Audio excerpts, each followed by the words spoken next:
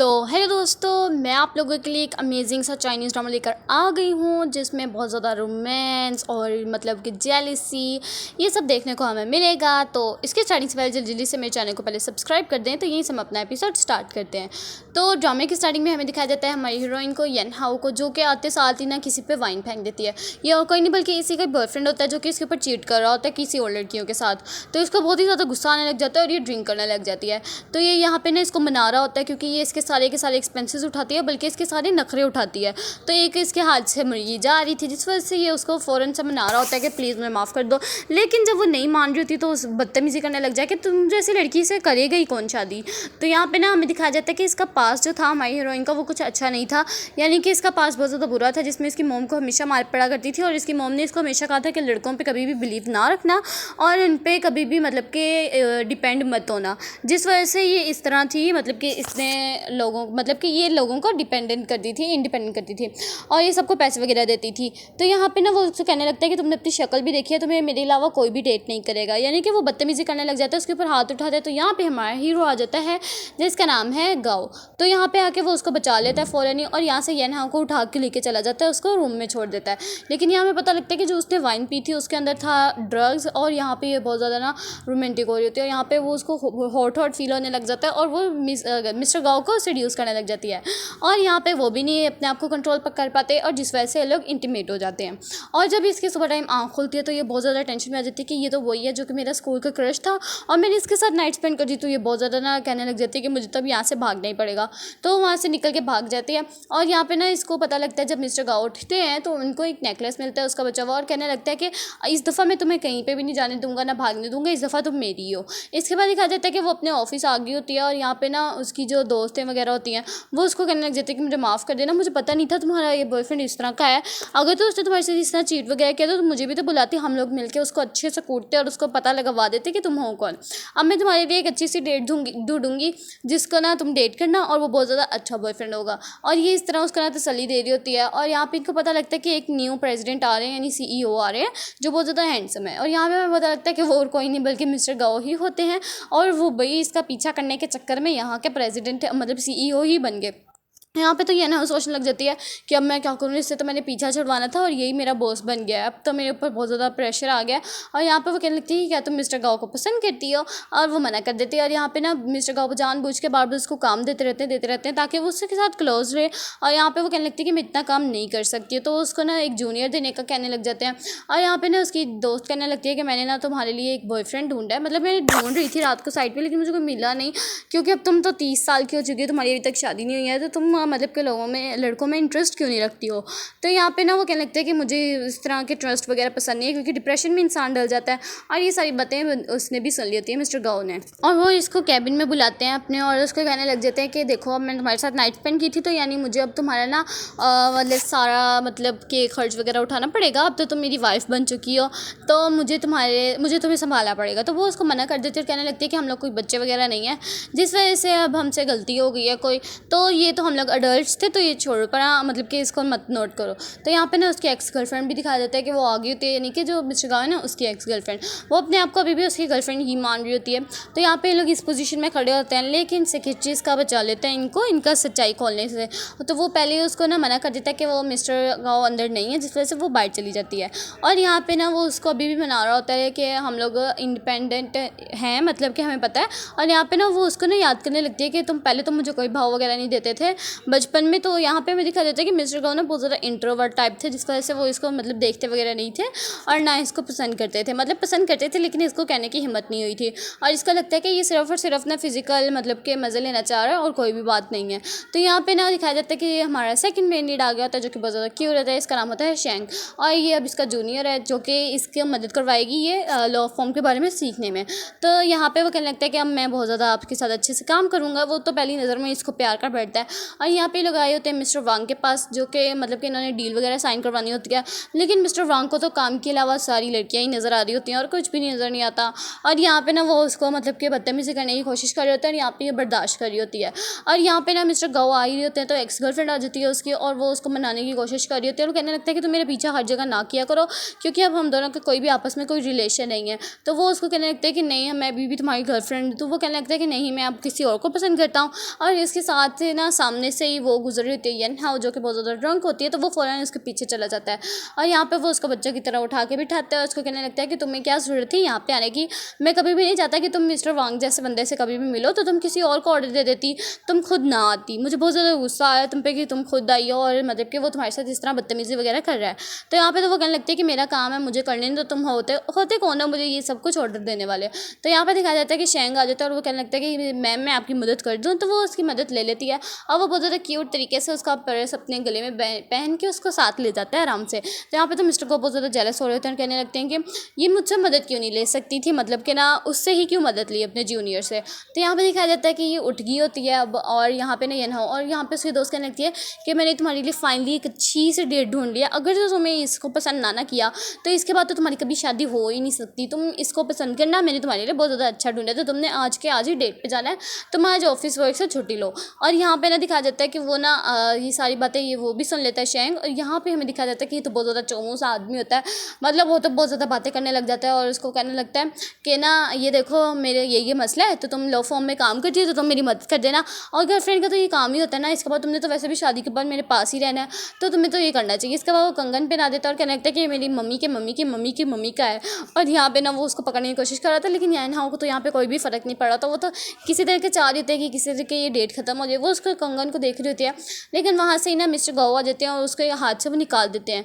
तो यहाँ पे वो कहने लगता है कि तुम हो कौन। तो मिस्टर गाओ कहने लगता है कि इसको बताओ तो ज़रा मैं हूँ कौन। तो यहाँ पे येन हाओ कहने लग जाते हैं कि ये तो मेरा बॉयफ्रेंड है। तो यहाँ पे वो कहने लगता है कि मेरी मॉम सही कहती हैं कि खूबसूरत लड़कियों के साथ कभी भी डेट मत किया करो, उनके ऑलरेडी बॉयफ्रेंड होते हैं। वो फ़ौरन उसको छोड़ देती है और वो कहने लगता है कि अब जो तुमने कहा उसके ऊपर अमल भी तो करो। तो वो कहने लगता है कि तुमने थैंक यू सो मच मेरी जान बचाई इस अजीब से चौमू से आदमी से, लेकिन मैंने तुम्हें कहा नहीं था कि तुम आके मेरी मदद वगैरह करो, तो यहाँ पे मैं तुम्हें कोई थैंक यू वगैरह नहीं बोलूँगी। तो वो कहने लगता है कि अच्छा फिर बताओ मैं किस तरह का हूँ, मतलब मैं तुम्हारा बॉयफ्रेंड बन सकता हूँ। तो वो कहने लगती है कि मुझे नहीं पता। और यहाँ पे ना वो उसको कहने लगती है कि मेरी चॉइस वैसे इतनी भी बुरी नहीं है कि मैं तुम्हें अपना बॉयफ्रेंड बनाऊँ। इसके बाद वो जा ही रही थी, लेकिन वो उसको अपने क्लोज कर लेता है और कहने लगता है कि एक दफ़ा सोचो तो सही मेरे बारे में, मुझे बॉयफ्रेंड बनाने के बारे में। इसके बाद यहाँ से सीन कट हो जाता है और यहाँ पे हमें दिखा देता है कि ये लोग ना रोमांटिक होने लग जाते हैं और वो तो उसके कंबल के अंदर ही घुस के ना डर्टी काम करने लग जाता है। और यहाँ पे ना वो जब उठता है वापस निकलता है कंबल से और वो कहने लग जाती है कि ना अब हम लोग पर्सनल ही रहेंगे, मतलब कि हमारा रिलेशनशिप कभी भी पब्लिक नहीं होगा, पब्लिकली किस नहीं करेंगे, पब्लिकली किसी को बताएंगे नहीं और इसको सब कुछ सीक्रेट रखेंगे। तो यहाँ पे वो भी मान जाते हैं कि हाँ हम लोग सब कुछ सीक्रेट रखेंगे, लेकिन तुम्हें एक बात माननी पड़ेगी कि तुमने कोई भी बॉयफ्रेंड नहीं रखना मेरे अलावा। तो वो भी मान जाती है और इसके बाद दिखा देता है कि ये तो अपने ना मतलब कि किसिंग मार्क्स हटा रही होती है, लेकिन नहीं हट रहे होते हैं। तो वो अपना ना रुमाल निकाल के टाई वगैरह तो वो उसके बांध देता है, बहुत महंगी टाई होती है, उसको बांध देता है और वो कहने लगती है कि तुम प्लीज़ आहिस्ता बोलो क्योंकि तुम्हारी बहुत ज़्यादा ऊंची ऊंची आवाज़ें चल रही हैं, अगर तो किसी ने बाइट सुन ली तो बहुत ज़्यादा मसला हो सकता है। और यहाँ पे ना वो उसको अभी पहनाता ही है, लेकिन पीछे से इसकी बेस्ट फ्रेंड आ जाती है, यानी कि लोग अभी बातें कर रहे होते हैं ना, तो पीछे से बेस्ट फ्रेंड बोलती बोलती आ जाती है और यहाँ पे वो जल्दी से उसको नुक्कर में खड़ा कर देती है कि तुम बाही मत आना। और यहाँ पे ना वो कहने लगती है कि वाओ तुम्हारा सिकाफ तो बहुत ज़्यादा प्यारा है, ये मतलब कि मेरी ड्रेस के साथ अच्छे से रलेगा। पहले तो वो उससे माफ़ी मांगती है, माफ़ कर देना, मुझे पता नहीं था वो इतना चौमू सा आदमी है जिसको मतलब कि मैंने तुम्हारे लिए डेट पे भेजा था। यहाँ पे शेंग भी आ जाता है के लिए, मतलब कि अच्छे से डिनर वगैरह लेके, और वो कहने लगता है कि ये स्कार्फ तो मैंने भला मिस्टर गाओ के पुरानी कार में देखा था। तो यहाँ पे वो कहने लगते हैं कि वैसे ये मेरी ना ड्रेस के साथ बहुत ज़्यादा अच्छा लगेगा, तो तुम मुझे ये दे दो। तो वो कहने लगते हैं कि हाँ मैं इसको तुम्हें वॉश करके दे दूँगी। यहाँ पे तो मिस्टर गाओ कहने लगता है कि मेरा गिफ्ट दिया हुआ ये किसी और को क्यों देगी, उसको तो बहुत ज़्यादा गुस्सा आने लग जाता है और ये लोग तो यहाँ से हट ही नहीं रहे होते, बेचारा वो अभी भी नुक्कर में होता है। और यहाँ पे ना वो उसको कहने लगते हैं हम लोग क्रैब्स खाने जाएंगे, लेकिन ये मना कर देती है और कहने लगती है कि मैंने स्विमिंग क्लास में जाना है। और यहाँ पे ना इसकी गर्लफ्रेंड आ रही होती है और यहाँ पे ना शेंग भी आ गया था और कहने लगता है कि मैंने वैसे क्रैब्स खाने किसी और के साथ थे, लेकिन वो अभी बिजी है बहुत ज़्यादा। तो वो कहने लगती है कि क्या तुम उस लड़की को पसंद करते हो जिसके साथ तुमने खाना था। तो वो कहने लगता है कि नहीं बस मेरी सीनियर है। और यहाँ पे ना ये लोग इसके विला में आ जाते हैं दोनों, इसकी एक गर्लफ्रेंड भी और नेफ्यू भी। यहाँ पे ये पता लगता है कि वो नेफ्यू है उसका। और यहाँ पे उसको ना स्विमिंग सिखा रहा होता है और बहुत ज़्यादा रोमांटिक मोमेंट शेयर करते हैं। और यहाँ पे ना अचानक से उसकी गर्लफ्रेंड वो आ जाते हैं, जिस तरह से बहुत ज़्यादा घबरा जाते हैं। मिस्टर गाओ तो ना उसको मतलब कि अच्छे से अपने अंदर मतलब बाहों में लपेट लेते हैं ताकि उसको किसी को भी पता ना लगे कि ये है कौन। तो वो कहने लगता है कि आप अपनी गर्लफ्रेंड को चीट क्यों कर रहे हैं। तो वो कहने लगता है कि मैं चीट वगैरह कुछ नहीं कर रहा, मैं इसको वैसे भी पसंद नहीं करता हूँ। तो यहाँ पे ना वो उसको गुस्से से भेज देते हैं वहाँ से अंदर को। लेकिन यहाँ पे ना इसकी बहुत ज़्यादा ना मूड ख़राब हो जाता है और बहुत ज़्यादा गुस्सा हो जाती है और वो उसको एक्सप्लेन करने की कोशिश कर रहा होता है, लेकिन ये नहीं मानती और उठ के वहाँ से चली जाती है। और ये ना उसको मनाने के लिए कहने लगता है कि चलो हम लोग शावर इकट्ठे लेते हैं। तो वो भी मान जाती है और इसके बाद दिखा जाता है कि ये अंदर आ जाता है और कहने लगता है कि तुम लोग की हिम्मत भी कैसे हुई मुझे बिना बताए मेरे विला में आने की। तो वो कहने लगता है कि आपकी गर्लफ्रेंड है, वो कभी भी आ सकती है। तो वो कहने लगता है कि मेरी गर्लफ्रेंड नहीं है, मैंने तुम्हें पहले भी बताया था और मेरी गर्लफ्रेंड अब कोई और है। तो वो कहने लगती है कि अच्छा चलो ठीक है, मैं तुमसे अब ब्रेकअप करती हूँ, लेकिन मैं सिर्फ और सिर्फ उस सूरत में यहाँ से जाऊँगी जब मुझे दिखाओगे तुम्हारे स्टैंडर्ड्स क्या हैं और तुम किसको पसंद करते हो। तो वो कहने लगता है कि तुम्हारी वो होने वाली आंट है, मतलब कि अपने नेफ्यू को कहता है, तो तुम्हें इस तरह उसके साथ बदतमीज़ी नहीं करनी चाहिए।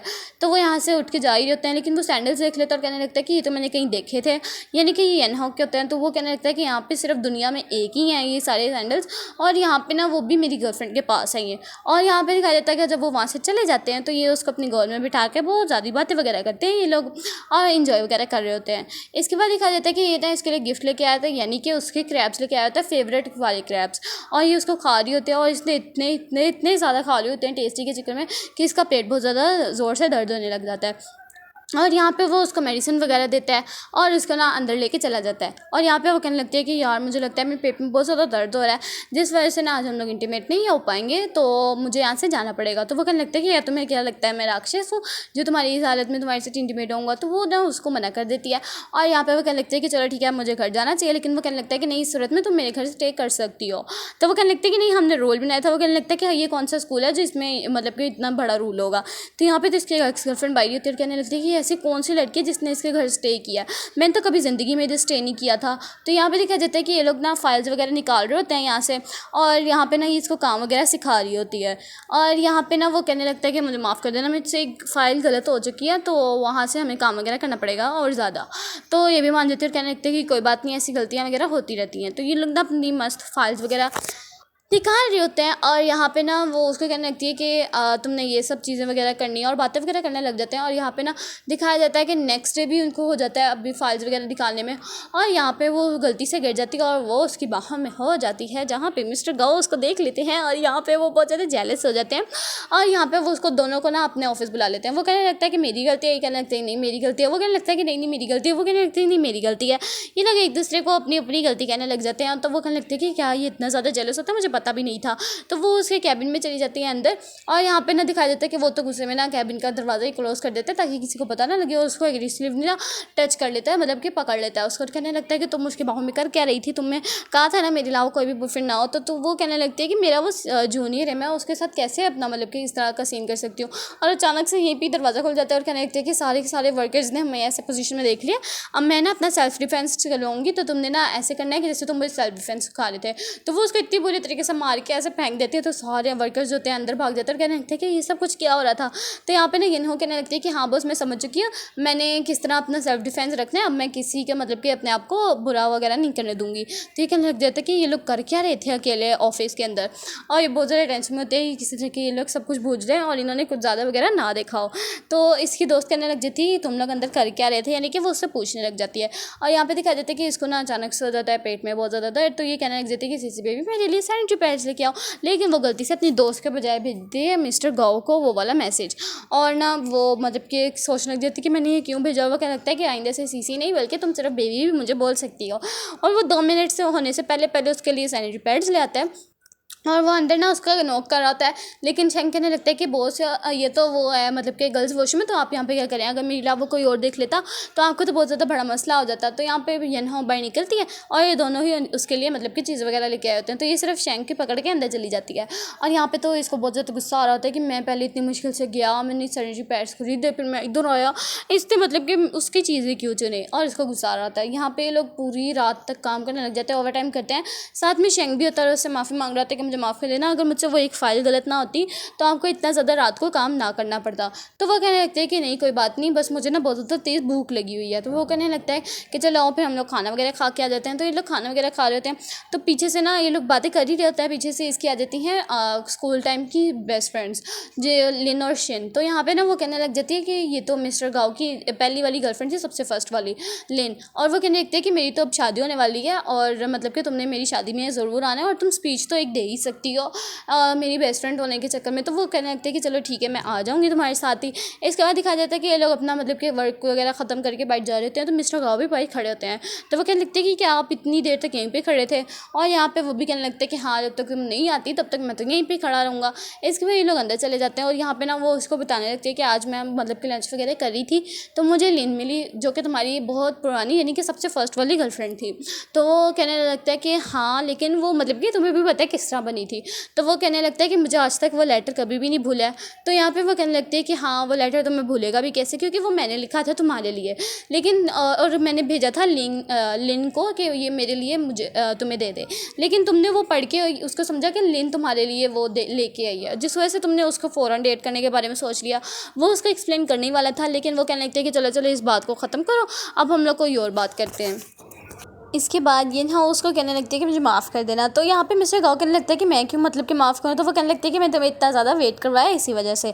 इसके बाद वो उसको कहने लगती है कि मैं तुम्हें एक गिफ्ट देना चाहती हूँ। वो उसको ना अपनी पर्स से अपनी घर की रिंग की निकाल के दे देती है और कहने लगती है कि अब तुमने जब भी दिल करे ना तो तुम मेरे घर आके स्टे कर सकते हो। तो यहाँ पर वो बहुत ज़्यादा खुश हो जाता है। नेक्स्ट दिन इसको ना बहुत ज़्यादा प्यारा सा बुके मिलता है और उसको लगता है कि ये शायद मिस्टर गाओ ने उसको दिया था।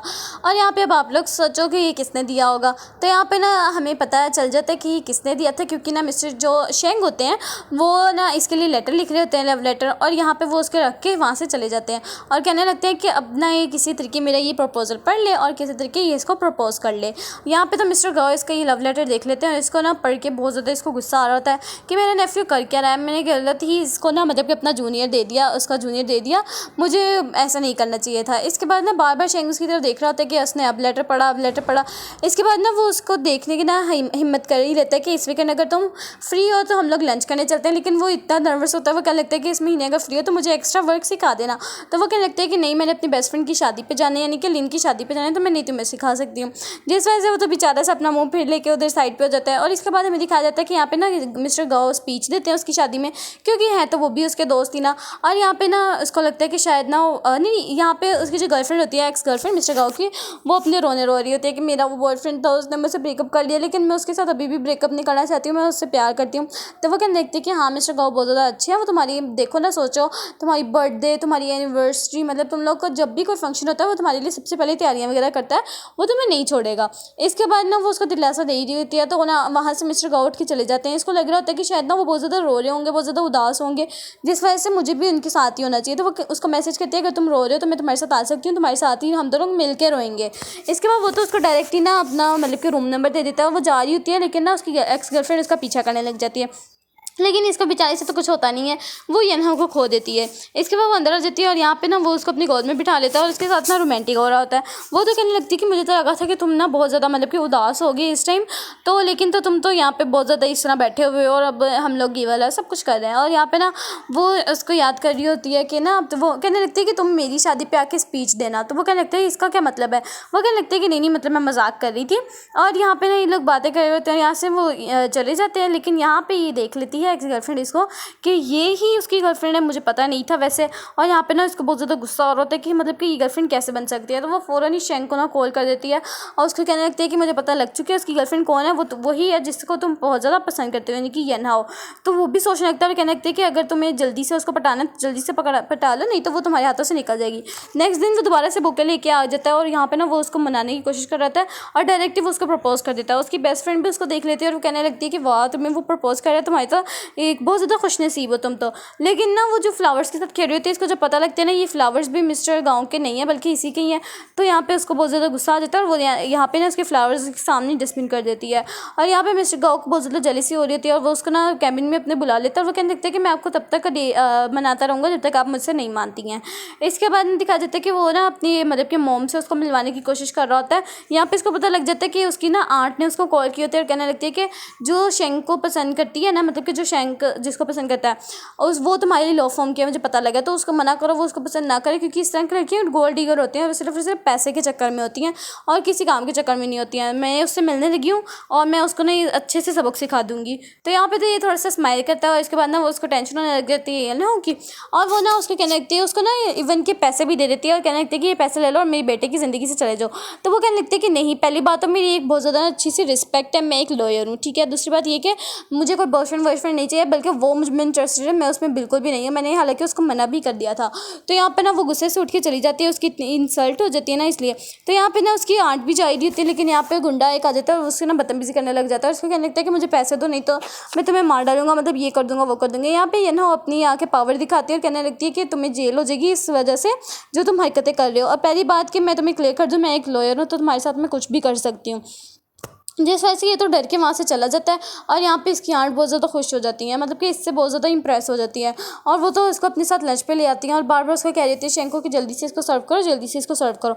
अब तो ये उसको किसी तरीके ना अपनी बहू बनाने के बारे में सोच लेते हैं कि किसी तरीके मैं इसको अपनी बहू बना लूँ। यहाँ पर मिस्टर गाओ भी आ जाता है और यहाँ पर उनके साथ आके बैठ जाता है और यहाँ पर ना ये लोग मस्त अपना लंच वगैरह कर रहे होते हैं। तो यहाँ पर ना वो अपने मतलब कि क्लियर लफ्ज़ों में बोल देती है कि मतलब कि मुझे कोई बॉयफ्रेंड वॉयफ्रेंड नहीं चाहिए, मुझे कोई लड़की में कोई इंटरेस्ट नहीं है, मतलब कि अब मैं किसी को डेट नहीं कर सकती हूँ। तो वो कहने लगती है कि नहीं, तुम्हें मेरे बेटे के साथ शादी करनी पड़ेगी। तो वो कहने लगती है कि नहीं, मैं इसलिए डेट नहीं कर पा रही हूँ क्योंकि मैंने जो मेरा एक्स बॉयफ्रेंड था, मतलब मैंने उससे पैचअप कर लिया, अब हम लोग ना अपना मतलब कि रिलेशनशिप कंटिन्यू करेंगे। इसके बाद ये ना उनको सर्व करने लग जाती है, मतलब कि इन सबको खाना खिलाने के लिए। और यहाँ पे ना इसको बहुत ज़्यादा जेलसी हो रही होती है। यहाँ पे दिखाया जाता है कि वो तो अपने एक्स बॉयफ्रेंड को लेके भी आ जाती है और कहने लगती है कि ये मेरा बॉयफ्रेंड है।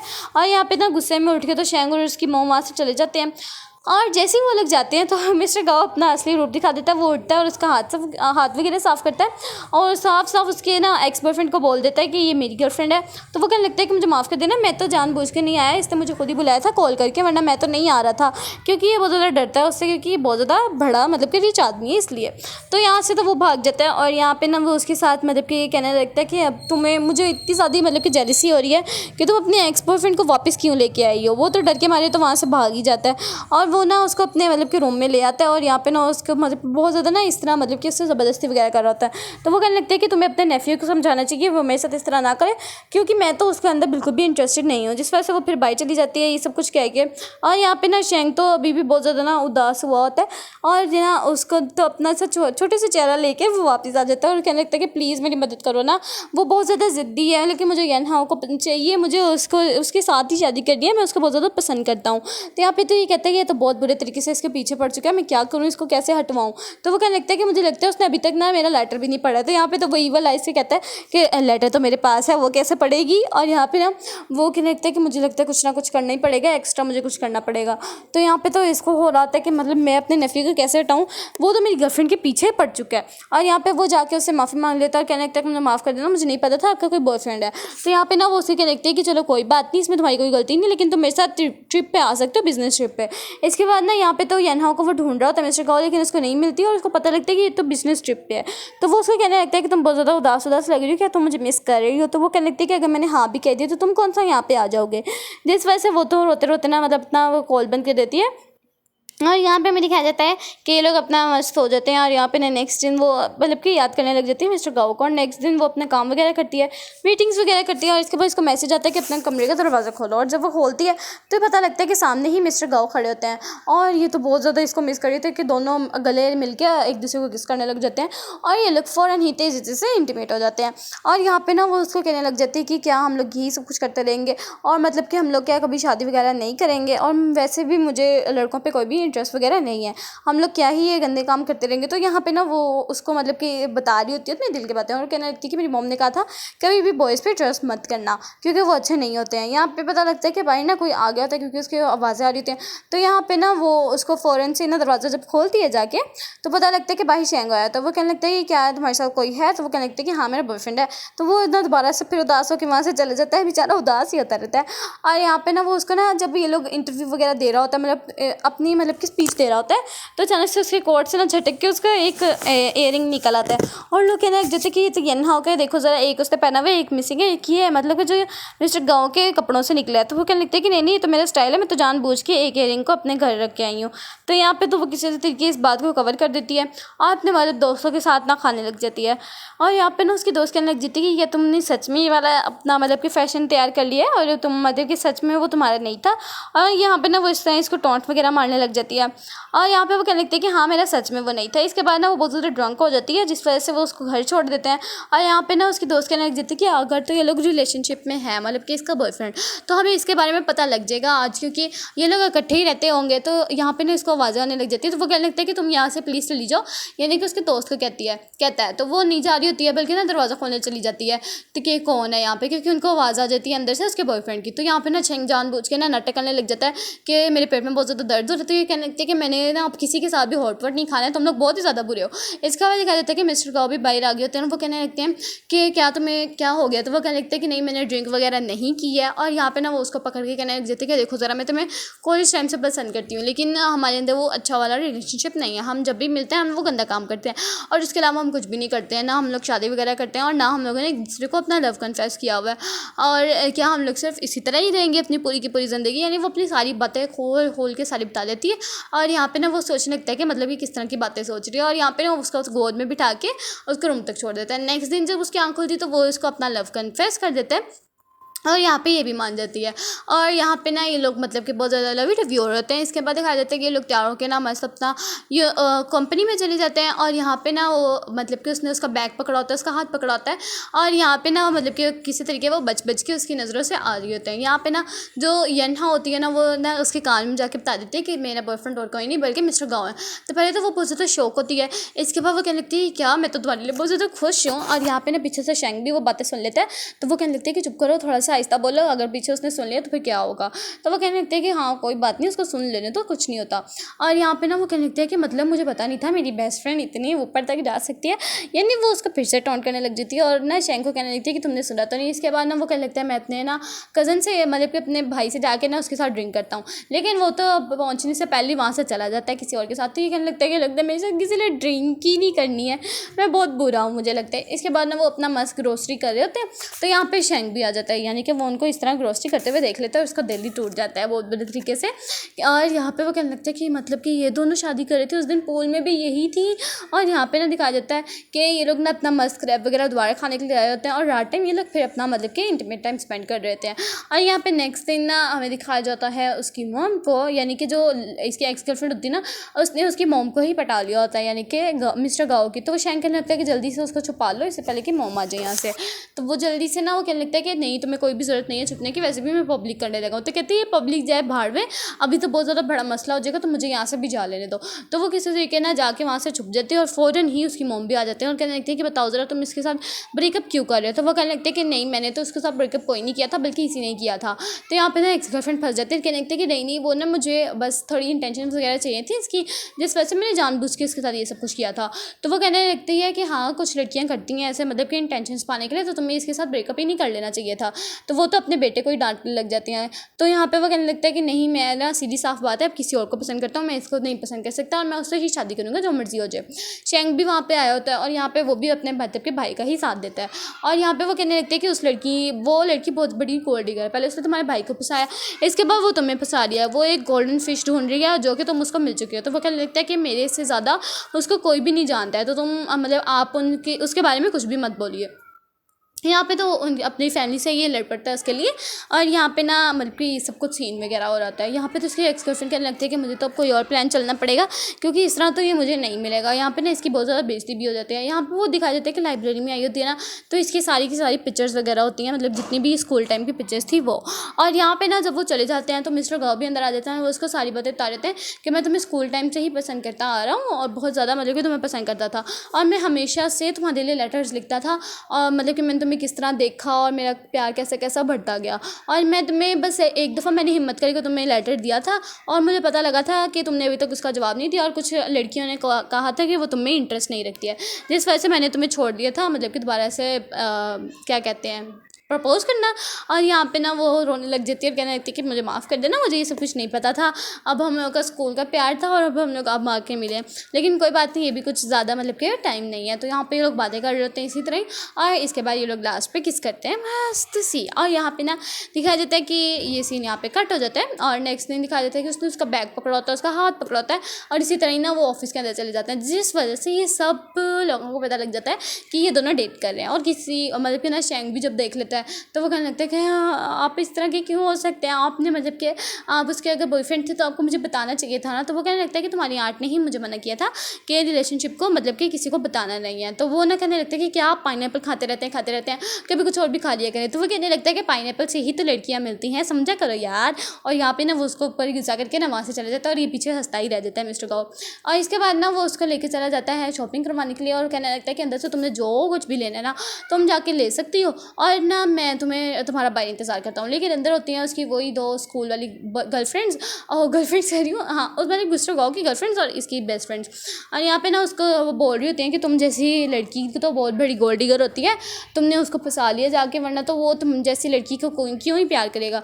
और यहाँ पे ना ये सारी बातें मिस्टर गाओ भी बाहर से सुन लेता है, जिस वजह से उसको बहुत ज़्यादा गुस्सा आ जाता है और वो अंदर आके ना इनको जलाने के लिए सारी महंगी महंगी ड्रेसेस खरीद लेता है और उसको ना जलाने के लिए कहता है कि अभी हम लोगों ने सैंडल्स, पर्स, मेकअप इतना कुछ लेना है, जल्दी से चलो ना माय बेबी।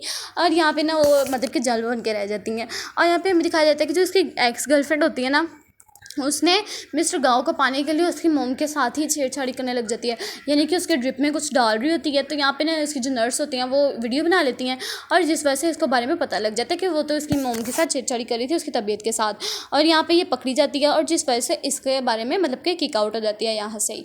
अब भाई बुरे काम करोगे तो किक आउट तो होना पड़ेगा। और यहाँ पे हमें दिखाया जाता है कि ये लोग मस्त अपना ना लंच वगैरह बना रहे होते हैं किचन में, और यहाँ पे ना शेंग जो होता है वो एक रिंग लेके आया होता है और कहने लगता है कि इन्होंने तो एक दूसरे को प्रपोज नहीं करना है, हम लोग ना ऐसा कुछ प्लान करते हैं जिस वजह से ये लोग प्रपोजल हो जाए।